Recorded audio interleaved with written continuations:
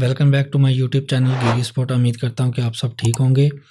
हम बात कर रहे थे टैक्स एग्जम्पशन के बारे में, जो कि फ्रीलांसर्स को और आईटी कंपनीज को मिलती है, या टैक्स क्रेडिट जो आईटी कंपनीज और फ्रीलांसर्स को मिलता है उनकी इनकम के ऊपर। इस बारे में हम बात कर रहे थे। हमने काफ़ी ज़्यादा चीज़ें डिस्कस कर ली थी, डिटेल से डिस्कस की थी। लास्ट वीडियो जो थी हमारी, उसमें मैंने आपको ये जो अभी आप देख रहे हैं स्क्रीन पे ऑर्डर, एग्जम्पशन ऑर्डर जो है ये पढ़ के दिखाया था। अभी मैं थोड़ा सा इसके बारे में आपको दोबारा से बता देता हूँ कि ये एग्जम्पशन ऑर्डर कौन सा है। हमारी ये जो सीरीज चल रही थी, इसमें हम अप्लाई कर रहे थे टैक्स एग्जम्पशन के लिए, टैक्स क्रेडिट के लिए फॉर फ्रीलांसर और आईटी कंपनीज। ऐसी आईटी कंपनी या फ्रीलांसर जो पाकिस्तान से अपनी आईटी सर्विसेज को एक्सपोर्ट कर रहा है और उनको फॉरेन कंट्री से इनकम आ रही है और उसके ऊपर जो उसको टैक्स लगता है उससे बचने के लिए, इस चीज़ से बचने के लिए हम एग्जम्पशन अप्लाई कर रहे थे। उसके बाद हमने एप्लीकेशन रेडी की थी एग्जम्पशन की। उसके बाद जो है नेक्स्ट मैंने आपको एक दिखाया था रिजेक्शन ऑर्डर की, किसी वजह से आपकी अगर एग्जम्पशन रिजेक्ट हो जाती है, क्या क्या रीजंस हो सकती हैं, वो भी हमने सारे डिस्कस की थी। उसकी फिर हमने एप्लीकेशंस बनाई थी 2 डिफरेंट सिनेरियोज की बेस पे। उसके बाद मैंने आपको बताया था कि ऑर्डर जो होता है आपका रिजेक्शन का ऑर्डर, जब आपकी एग्जम्पशन रिजेक्ट हो जाती है तो उसको रिवाइज कैसे करवाना है, उसकी भी हमने एप्लीकेशंस रेडी की थी। फिर उसके बाद लास्ट जो वीडियो थी मेरी, उसमें मैंने आपको ये जो ऑर्डर था हमने रिवाइज करवाया था ऑनलाइन फाइल करके, ये भी मैंने आपको दिखाया था। इसको हमने डिटेल से देखा था, इसमें क्या क्या चीज़ें लिखी हुई हैं वो सारी हमने चीज़ें रीड की थी, उनको डिस्कस किया था डिटेल से। हर चीज़ इसके बारे में जो बताई गई है उस पर हमने बात की थी। आज की जो वीडियो है ये इस टॉपिक के ऊपर बिल्कुल लास्ट वीडियो है, ठीक है, क्योंकि आज हमारा ये टॉपिक वाइंड अप हो रहा है। लास्ट जो चीज़ है इस टॉपिक से रिलेटेड वो हम डिस्कस करने जा रहे हैं। लास्ट वीडियो में हमने डिस्कस किया था कि ये जो ऑर्डर है रिवाइज जब हो जाता है आपका, तो इसके बाद जब आपने न्यू एप्लीकेशन दोबारा से फाइल करनी होती है, फ्रेश एप्लीकेशन दोबारा से फाइल करनी होती है अपनी एग्जम्पशन के लिए, तो जब आप आईआरएस पोर्टल पे जाते हैं तो तब आपको अलाउ नहीं होता, ठीक है। उसके लिए आपको दोबारा न्यू एप्लीकेशन फाइल करने के लिए अप्रूवल लेनी पड़ती है, उसकी एक एप्लीकेशन आपको रेडी करनी पड़ती है कमिश्नर के लिए। वो आप कमिश्नर को फाइल करेंगे, उसके बाद आप कमिश्नर जो है वो एक लेटर लिखेगा इस्लामाबाद में, वहाँ से आपको अप्रूवल दी जाएगी हेड ऑफिस से इस्लामाबाद से, और आपकी एप्लीकेशन दोबारा ओपन हो जाएगी। फिर आप दोबारा न्यू एप्लीकेशन फाइल करके अपनी टैक्स एग्जम्पशन ले सकते हैं। तो आज की जो वीडियो है इसमें हम वो एप्लीकेशन रेडी करना सीखेंगे, उसके साथ क्या क्या चीज़ें अटैच होनी है वो भी हम देखेंगे, सारी चीज़ें डिटेल से डिस्कस करेंगे। और आज की जब एप्लीकेशन रेडी हो जाएगी तो ये केस पूरा का पूरा जो एग्जम्पशन का है, इसमें डिफरेंट सिनेरियोज जो थे वो भी हमने डिस्कस किया, हर चीज़ के बारे में डिस्कस किया। मैं उम्मीद करता हूँ कि आपको ये टैक्स एग्जम्पशन वाला जो टॉपिक है वो समझ आ गया होगा, आईटी कंपनीज के लिए जो टैक्स एग्जम्पशन लेते हैं। इसके बाद जो नेक्स्ट वीडियोस आएंगी उसमें हम 153 की जो एग्जम्पशन होती है उसके बारे में भी डिस्कस करेंगे, उसके ऊपर भी डिटेल वीडियोस बनाएंगे। तो अभी हम चलते हैं एप्लीकेशन जो है इस टॉपिक से रिलेटेड वो हम रेडी कर लेते हैं। लास्ट ये जो एप्लीकेशन जो है ये आप जब रेडी कर लेंगे, कमिश्नर को फाइल कर देंगे, तो इसके बाद जब आपकी एप्लीकेशन ओपन हो जाएगी आईआरएस पोर्टल पे, तो तब आप न्यू एप्लीकेशन फाइल कर सकते हैं। वैसे ही फाइल करेंगे जैसे आप first time fresh application file करते हैं, और उसके साथ वो सारी चीजें एविडेंस जो होंगे वो अटैच करने हैं। कौन कौन से एविडेंस अटैच आपने करने होंगे वो हम ऑलरेडी डिस्कस कर चुके हैं, उसके ऊपर डिटेल वीडियोस जो बना के मैंने यूट्यूब चैनल पे अपलोड की हुई हैं वो आप सारी की सारी देख लें ताकि आपको सारी चीजें समझ आ जाए। तो अभी हम चलते हैं और एप्लीकेशन जो है वो रेडी करते हैं। अभी हमने ये एप्लीकेशन लिखनी है कमिश्नर को, तो सबसे पहले हम कमिश्नर का नेम लिख लेंगे। कमिश्नर का नेम और उसकी इन्फॉर्मेशन कहाँ से लेनी होती है वो मैंने आपको लास्ट वीडियो जो थी उसमें बताया हुआ था डिटेल से, वो आप वीडियोस को चेक कर लें, आपको सारी चीजें समझ आ जाएंगी। तो अभी हम कमिश्नर का लिखेंगे। मैं अभी फिलहाल जो है ना फर्जी कमिश्नर का नेम लिख लूंगा, तो आपका जो भी कमिश्नर होगा जिसने ये ऑर्डर रिवाइज किया होगा आप वही उसकी लिखेंगे।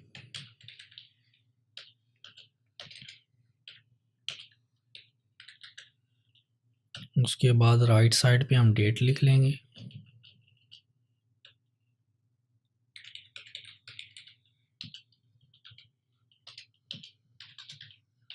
जो भी डेट होगी आपकी वो आप लिखेंगे। मैं यहाँ पे फर्जी डेट लिख रहा हूँ।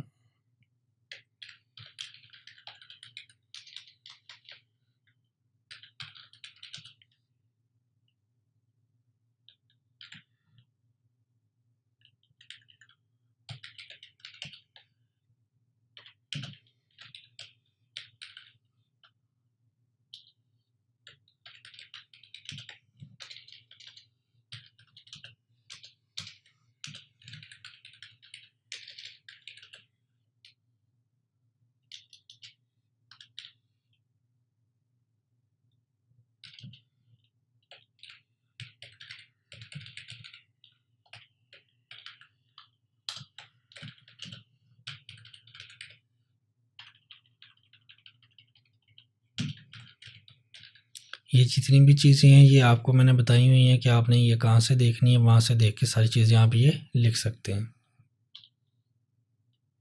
उसके बाद हम सब्जेक्ट लिख लेंगे।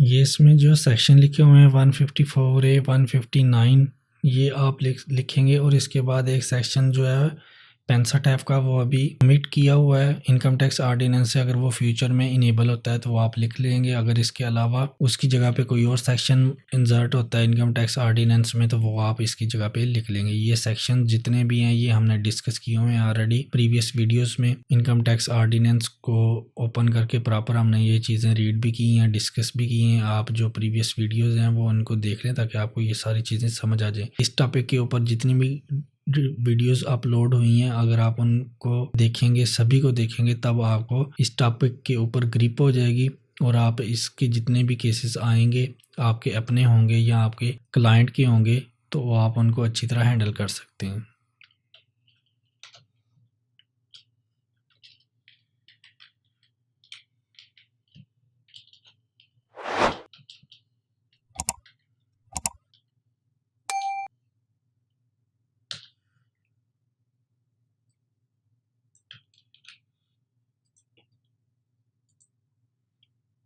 उसके बाद अभी हम यहाँ पे एप्लीकेशन अपनी लिखनी स्टार्ट कर देंगे।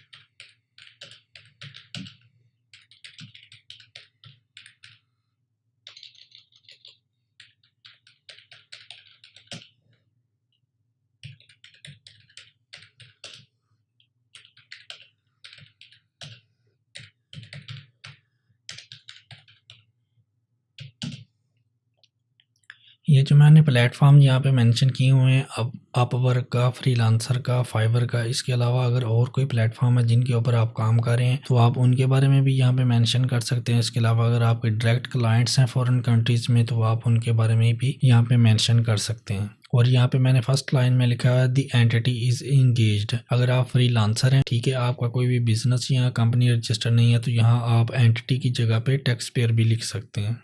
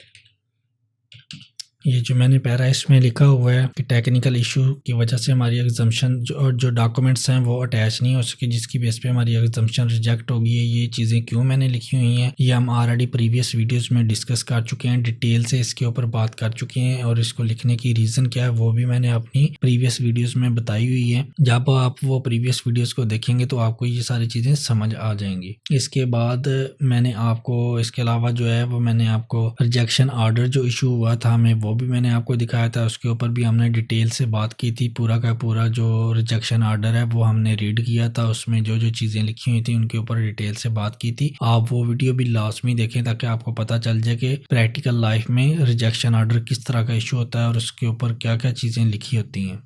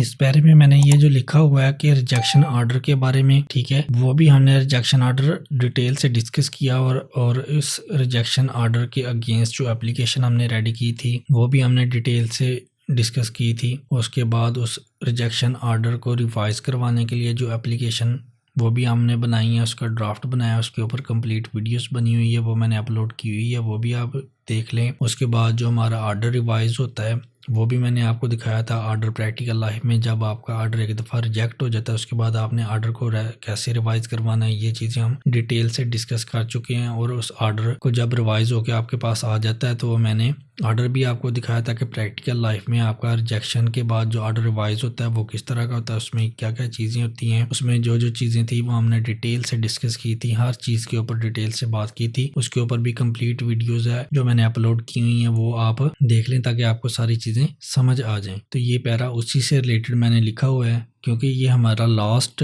जो है चीज़ है जो हम इस केस के ऊपर कर रहे होंगे। लास्ट जो हमारा ऑप्शन होता है, क्योंकि हमारा ऑर्डर रिवाइज हो चुका होता है तो अभी हमने परमिशन लेनी होती है दोबारा से ताकि हमें एक न्यू फाइल एप्लीकेशन फाइल करने की परमिशन दी जाए। तो इसके ऊपर हम जो प्रीवियस चीज़ें हमने की होती हैं, जो पूरा प्रोसेस किया होता है, तो उसके बारे में थोड़ा थोड़ा यहाँ पे लिखते हैं ताकि जो भी बंदा इस एप्लीकेशन को पढ़ रहा होगा या कमिश्नर या उसका असिस्टेंट या डिप्टी कमिश्नर जो भी पढ़ रहा होगा तो उसको पता चल जाए कि इनका केस सारा क्या था और इन्होंने किन किन स्टेप्स को फॉलो किया हुआ है और किन किन चीज़ों को फॉलो करके यहाँ पे आप पहुँच चुके हैं। तो अभी इनका केस जो है वो ऑलरेडी कंप्लीट है, इनमें जो भी मिस्टेक्स ही उनको रिड्यूस किया गया हुआ है, तो अभी ये एलिजिबल हैं ताकि इनको टैक्स एग्जम्पशन के लिए जो एप्लीकेशन फाइल करनी है उसकी अप्रूवल दी जाए।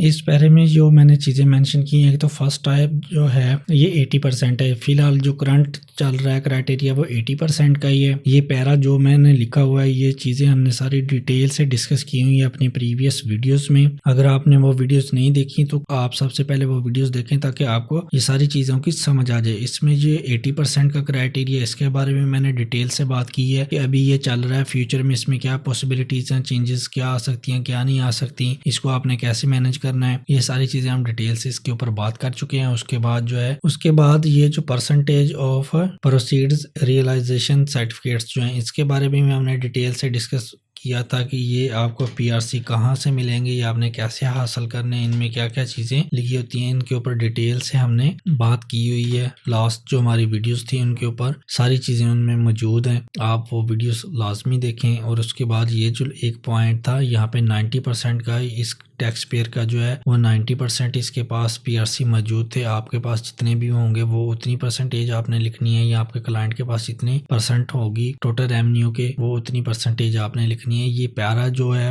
ये बहुत ही इंपॉर्टेंट पैरा है, इसके ऊपर हमने डिटेल से डिस्कशन की हुई है हर लाइन के ऊपर। तो ये प्रीवियस वीडियोस में हम ऑलरेडी ये सारी चीज़ें डिस्कस कर चुके हैं। आप ये वो वीडियोस लाजमी देखें, इसी टॉपिक के ऊपर जितनी भी वीडियोस बनी हुई हैं उनको स्किप ना करें ताकि आपकी इस टॉपिक के ऊपर अच्छी तरह ग्रिप हो सके। तो ये सारी चीज़ें हम ऑलरेडी डिस्कस कर चुके हैं। जब आप वो वीडियोस को एक तरतीब से देखेंगे तो सारी चीज़ें आपके माइंड में आ जाएंगी और आप इस चीज़ को अच्छी तरह हैंडल कर सकते हैं। उसके बाद हम अपना लास्ट जो है पैरा वो लिखेंगे।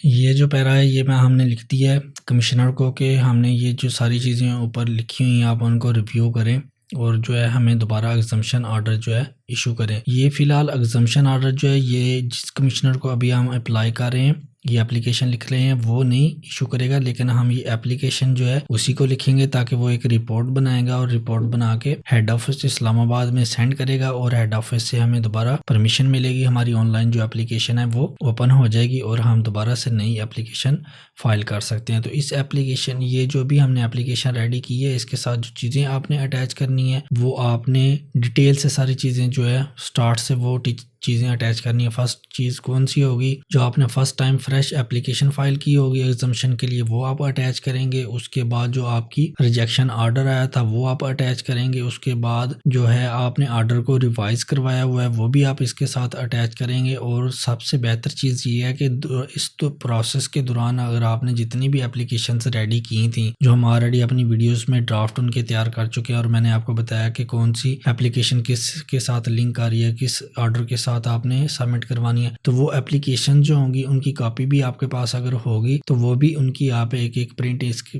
के साथ अटैच कर दें ताकि सारा जो केस है वो कमिश्नर के पास जा रहा है वो उसको रिव्यू करे, उसको सारी चीज़ें समझ आ जाएंगी और आपका काम जो है वो जल्दी हो सकता है। और दूसरी बात यह है कि इस एप्लीकेशन के साथ आप जब एप्लीकेशन सबमिट करवाएं तो 1 से 2 दिन के बाद उनके पास दोबारा जाएं कि सर हमने ये एप्लीकेशन सबमिट करवाई थी, इसके साथ जो हमारे एग्जम्पशन के एविडेंस है, मतलब कि पीआरसी हैं, उसके बाद पीएससीबी की रजिस्ट्रेशन है, पीआरए की रजिस्ट्रेशन है, पीआरसी है, फॉर्म B13 है और उसके अलावा जो रिटर्न है विद होल्डिंग की दूसरी रिटर्न है वो भी अभी हम आपको प्रोवाइड कर दें, या जब हमारी एप्लीकेशन दोबारा नहीं ओपन होगी हम फ्रेश एप्लीकेशन फाइल करेंगे उसी के साथ अटैच कर दें। तो वो जैसे आपको बताएंगे तो आपने वैसे करना। अगर वो कहें कि हम इस चीज़ों को सारी जितनी भी चीज़ें आप एग्जम्पशन के साथ अटैच करने वाले हैं वो सारी चीज़ें हमें प्रोवाइड करें ताकि हम उनको एक दफ़ा चेक कर लें, तो आप प्रोवाइड कर दें ताकि कमिश्नर जो है वो एक दफ़ा सारी चीज़ों को गो थ्रू कर ले, आपके एविडेंस वगैरह चेक कर ले और आपकी रिपोर्ट जल्द से जल्द बना के सेंड करे ताकि आपको दोबारा परमिशन मिल जाए एक न्यू एप्लीकेशन फाइल करने की।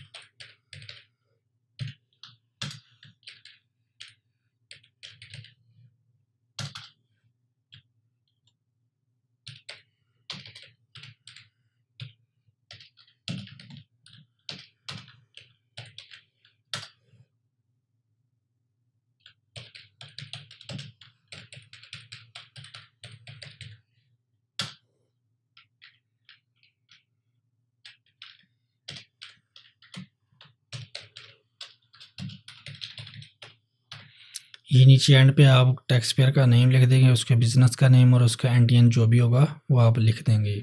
ठीक है, ये एप्लीकेशन जो है यहाँ पे कंप्लीट होती है। इसके साथ जो चीज़ें अटैच करनी है वो भी मैंने आपको बता दी हैं डिटेल से। सारी चीज़ें जो है वो हमने डिस्कस भी कर ली हैं। इसके एप्लीकेशन के अंदर ये जितने भी पैरे लिखे हुए हैं ये इसके बारे में भी हमने डिस्कस किया हुआ है ऑलरेडी। अभी दोबारा मैंने आपको इन चीज़ों के बारे में बता दिया है। तो ये इनके ऊपर डिटेल्स जो है वो आपको प्रीवियस वीडियोस में मिल जाएगी, वो आप वीडियोस को लाजमी देखें ताकि इस टॉपिक के ऊपर आपकी ग्रिप हो जाए। तो ये जो हमारा टॉपिक था tax exemption for freelancer and IT या tax credit for freelancer and IT, जो फ्रीलांसर या आईटी कंपनीज हैं जो आईटी सर्विसेज एक्सपोर्ट कर रहे हैं और उनको फॉरेन कंट्रीज से इनकम आ रही होती है, उसके ऊपर जो टैक्स लगता है उससे आपने कैसे डील करना है, उससे कैसे बचना है, उससे कैसे टैक्स एग्जम्पशन लेनी है, टैक्स क्रेडिट कैसे लेना है। तो इस टॉपिक के ऊपर हमारी ये वीडियोस थी। इसके ऊपर काफ़ी ज़्यादा वीडियोस बन चुकी हैं जो कि मैंने अपलोड की हुई हैं पूरे चैनल के ऊपर। तो ये आप देख लें ताकि ये जो पूरा का पूरा टॉपिक है इसके ऊपर आपकी ग्रिप हो जाए। इसके बाद नेक्स्ट जो वीडियोस आएंगी वो मैं ऑलरेडी आपको बता भी चुका हूँ कि ये जो टैक्स का कोर्स चल रहा है इसमें हम कंप्लीट सारी चीज़ें करेंगे। इसके बाद कॉर्पोरेट का है उसके ऊपर भी